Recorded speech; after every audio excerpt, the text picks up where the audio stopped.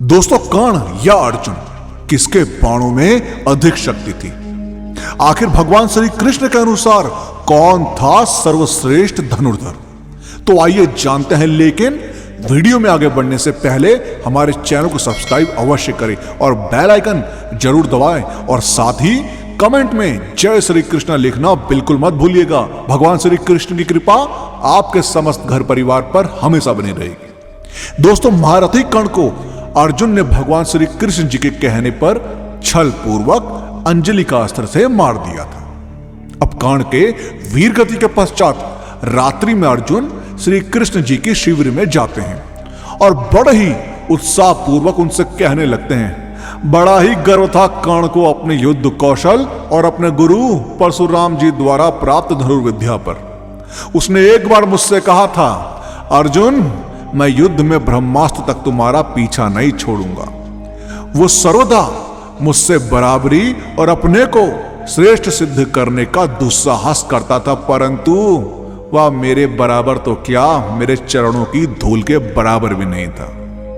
अब श्री कृष्ण जी को यह सब सुनकर बहुत आश्चर्य होने लगता है और वे बड़ी ही गंभीरता के साथ अर्जुन की बात सुन रहे होते हैं। अर्जुन कहता है, वो कर्ण सर्वदा अहंकार से सिर उठाकर मुझे युद्ध के लिए चुनौती देता था और हम पांडवों से हमेशा द्वेष रखता था, जिसे हमेशा अपने ज्ञान और बल का अभिमान रहता था। आज उसी कर्ण का सिर मैंने उसके धड़ से अलग कर दिया है। कर्ण का सारा गर्व, सारा अभिमान और उसकी संपूर्ण धनुर्विद्या जिस पर उसे गर्व था, आज उसे मैंने चूर चूर कर दिया है। अब श्री कृष्ण जी चुपचाप ही अर्जुन की बात सुन रहे थे और उन्हें पता चल गया था कि यह अर्जुन नहीं, उसका अहंकार बोल रहा है। अब इसके बाद अर्जुन आगे बोलते हैं, केशव, आप व्यर्थ ही कर्ण को महत्व दे रहे थे, व्यर्थ ही कर्ण की प्रशंसा करते थे। अरे, मैंने तो उसे बार बार पराजित किया था। अब यह सुनकर श्री कृष्ण जी बोलते हैं, पार्थ, कर्ण तुमसे कुछ जगह पराजित हुआ है, परंतु इसका अर्थ यह नहीं है कि कर्ण एक श्रेष्ठ योद्धा नहीं था। अर्जुन बोलते हैं कि आप यह क्या कह रहे हो केशव? मेरे ही वजह से आज पांडव युद्ध भूमि में जीवित खड़े हैं। मैंने ही पितामह भीष्म और गुरु द्रोण को पराजित किया था और आज मैंने पांडवों के परम शत्रु कर्ण का भी वध कर दिया है, तो क्या मैं सर्वश्रेष्ठ धनुर्धर नहीं हूं? अब श्री कृष्ण बोलते हैं, पार्थ, पितामह भीष्म तुम्हारे बाणों के कारण ही निष्क्रिय हुए थे, यह सच है। तो क्या तुम उनसे भी श्रेष्ठ धनुर्धर हो गए?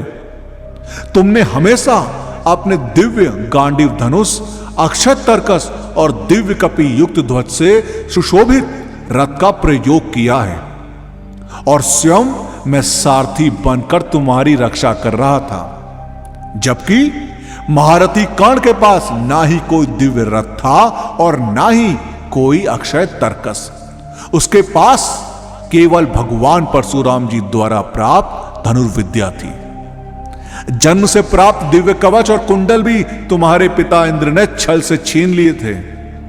एक विजय धनुष था जिसका प्रयोग उसने जीवन में केवल एक ही बार किया था। अब यह सुनकर अर्जुन कहते हैं, हे केशव, पता नहीं आप कर्ण का ही पक्ष क्यों ले रहे हो? मैंने जब भी कर्ण के रथ पर बाण चलाए हैं तो मेरे बाणों के प्रहार से कर्ण का रथ 10 कदम पीछे हट जाता था और कर्ण जब मेरे रथ पर बाण चलाता था तो मेरा रथ केवल 2 कदम ही पीछे हटता था। फिर भी आप कर्ण की प्रशंसा में वाह वाह करते थे, मेरी नहीं। क्या दोनों के बाणों के प्रहारों की शक्ति में इतना अंतर यह सिद्ध नहीं करता कि मैं श्रेष्ठ धनुर्धर हूं? अब यह सुनकर श्री कृष्ण जी बोलते हैं, हे पार्थ, तुम मेरे मित्र हो, तुम मुझे सबसे अधिक प्रिय हो, इसलिए मैंने तुमसे कभी भी कुछ नहीं छुपाया है। तुम तो मुझे जानते हो कि मैं कौन हूं। अब यह सुनकर अर्जुन हाथ जोड़कर बोलते हैं कि केशव, मैं जानता हूं कि आप त्रिलोकी नाथ हो। अब यह सुनकर भगवान श्री कृष्ण जी बोलते हैं, तो फिर तुम्हारे जिस रथ पर मैं स्वयं त्रिलोक का भार लेकर बैठा था, उस रथ को क्या कोई योद्धा जरा सा भी पीछे हटा सकता था?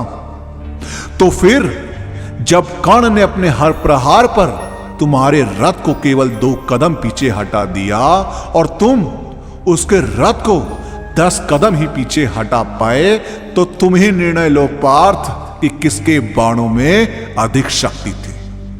और याद रहे कि कर्ण की मृत्यु तुम्हारे बाणों से हुई जरूर है, लेकिन तुम केवल एक माध्यम थे।